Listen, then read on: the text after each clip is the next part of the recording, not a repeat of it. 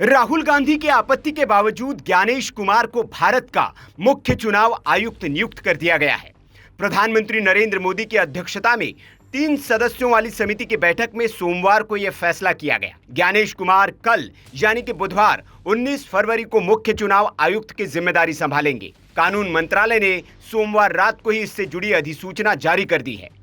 हरियाणा के मुख्य सचिव विवेक जोशी को चुनाव आयुक्त नियुक्त किया गया है। हालांकि ज्ञानेश कुमार की नियुक्ति मुख्य विपक्षी पार्टी कांग्रेस को रास नहीं आई। कांग्रेस ने इस पर विरोध जताया, आपत्ति जाहिर की। लेकिन क्यों और ज्ञानेश कुमार हैं कौन जिन्हें मुख्य चुनाव आयुक्त बनाया गया है? इन्हीं सवालों के जवाब आपको इस रिपोर्ट में मिलेंगे। मुख्य चुनाव आयुक्त के तौर पर ज्ञानेश कुमार का कार्यकाल 26 जनवरी 2019 तक होगा। उनके कार्यकाल में 20 विधानसभा चुनाव होंगे। साथ ही 2027 में राष्ट्रपति और उपराष्ट्रपति पद के लिए चुनाव और 2029 लोकसभा के चुनाव की तैयारी भी उन्हीं के कार्यकाल में होगी। ज्ञानेश कुमार की बात करें तो उन्होंने आईआईटी कानपुर से सिविल इंजीनियरिंग में बीटेक किया है। उन्होंने institute of chartered financial analysts of India से बिजनेस फाइनेंस में पढ़ाई भी की है। ज्ञानेश कुमार 1988 बैच के केरल कैडर के आईएएस अधिकारी हैं। 5 साल तक उन्होंने अमित शाह के साथ गृह मंत्रालय में काम किया है।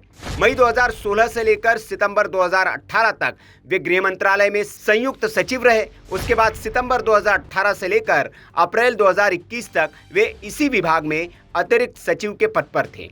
केंद्रीय मंत्री अमित शाह के अंतर्गत आने वाले एक और मंत्रालय में वे मई 2022 से सेक्रेटरी थे। 31 जनवरी 2024 को Gyanesh Kumar union cooperation secretary के पद से रिटायर हुए थे।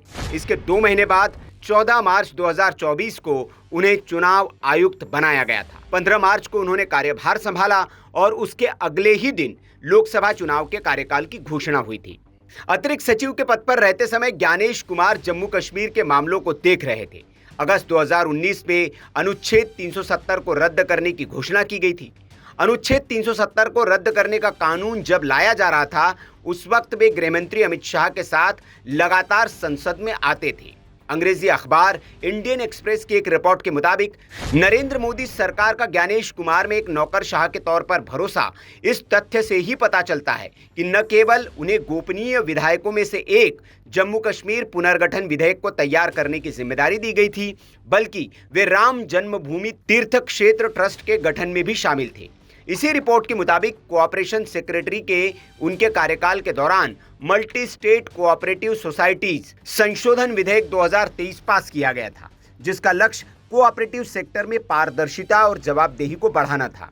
ज्ञानेश कुमार के चुनाव आयुक्त रहते हुए लोकसभा चुनाव 2024 हुए और साथ ही अनुच्छेद 370 की समाप्ति के बाद केंद्र शासित जम्मू कश्मीर में पहली बार विधानसभा चुनाव हुए। इसके अलावा हरियाणा, झारखंड, महाराष्ट्र और दिल्ली में विधानसभा चुनाव हुए।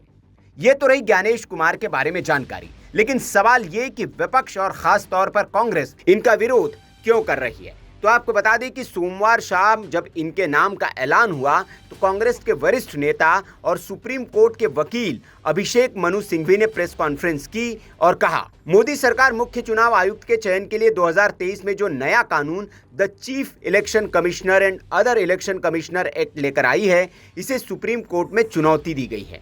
अभी तक सुप्रीम कोर्ट ने इस पर 3 ऑर्डर पास किए हैं और अगली सुनवाई 19 फरवरी को होनी है। इसलिए मुख्य चुनाव आयुक्त के चयन को लेकर कांग्रेस का रुख बड़ा स्पष्ट है। मुख्य चुनाव आयुक्त के चुनाव से जुड़ी जो बैठक हुई है उसे स्थगित किया जाए। मोदी सरकार सुप्रीम कोर्ट से कहे इसकी सुनवाई जल्दी पूरी करे, इसमें कांग्रेस पूरा समर्थन देगी। मोदी सरकार को अपना अहंकार छोड़कर ये मांग माननी चाहिए। आपको ये भी बता दें कि मुख्य चुनाव आयुक्त और चुनाव आयुक्तों को चयन करने वाले पैनल में प्रधानमंत्री अध्यक्ष होते हैं, जबकि इसके एक सदस्य गृहमंत्री अमित शाह और दूसरे सदस्य नेता प्रतिपक्ष राहुल गांधी है। हालांकि सरकार ने कांग्रेस की आपत्ति को नजरअंदाज करते हुए बैठक की और ज्ञानेश कुमार को मुख्य चुनाव आयुक्त बनाने का फैसला कर लिया। कांग्रेस नेता केसी वेणुगोपाल ने एक पोस्ट किया और लिखा, पहले कानून का संशोधन कर मुख्य चुनाव आयुक्त नियुक्त करने वाले पैनल से सुप्रीम कोर्ट के मुख्य न्यायाधीश को हटाया गया और अब जब नए कानून के खिलाफ सुप्रीम कोर्ट में सुनवाई चल रही है तो सरकार ने जल्दबाजी में नए चुनाव आयुक्त की नियुक्ति की अधिसूचना जारी कर दी। जल्दबाजी में पैनल की बैठक कर नियुक्ति की घोषणा करना बताता है कि सुप्रीम कोर्ट में सुनवाई को लेकर सरकार गतिरोध पैदा करना चाहती है। यह व्यवहार केवल उन संदेहों की पुष्टि करता है जो कई लोगों ने व्यक्त किए हैं कि कैसे सत्तारूढ़ शासन चुनावी प्रक्रिया को नष्ट कर रहा है और अपने लाभ के लिए नियमों को तोड़ मरोड़ रहा है। चाहे वो फर्जी मतदाता सूचियां हो, बीजेपी के पक्ष में कार्यक्रम हो या ईवीएम हैकिंग की चिंताएं हो, ऐसे मामलों के कारण सरकार और उसके द्वारा नियुक्त मुख्य चुनाव आयुक्त गहरे संदेह के घेरे में है। जैसा कि नेता प्रतिपक्ष ने सही कहा था कि इस निर्णय को तब तक टाला जाना चाहिए जब तक कि सुप्रीम कोर्ट संविधान के अनुरूप इस मुद्दे पर निर्णय नहीं ले लेता।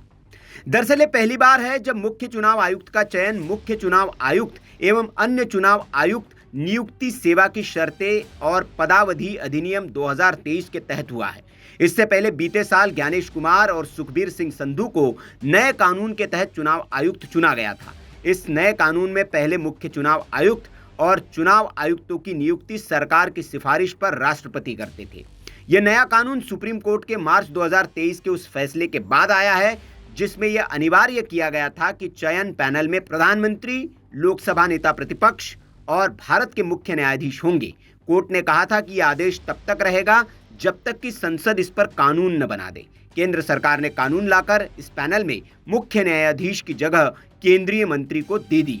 विवाद इसी पर है। इसी के खिलाफ एक याचिका सुप्रीम कोर्ट में लगाई गई है और उसी पर सुनवाई चल रही है। याचिकाकर्ता का कहना है कि देश के मुख्य चुनाव आयुक्त की चयन समिति में चीफ जस्टिस को होना ही चाहिए। Bureau report, VK news. VK news, राष्ट्र के नाम।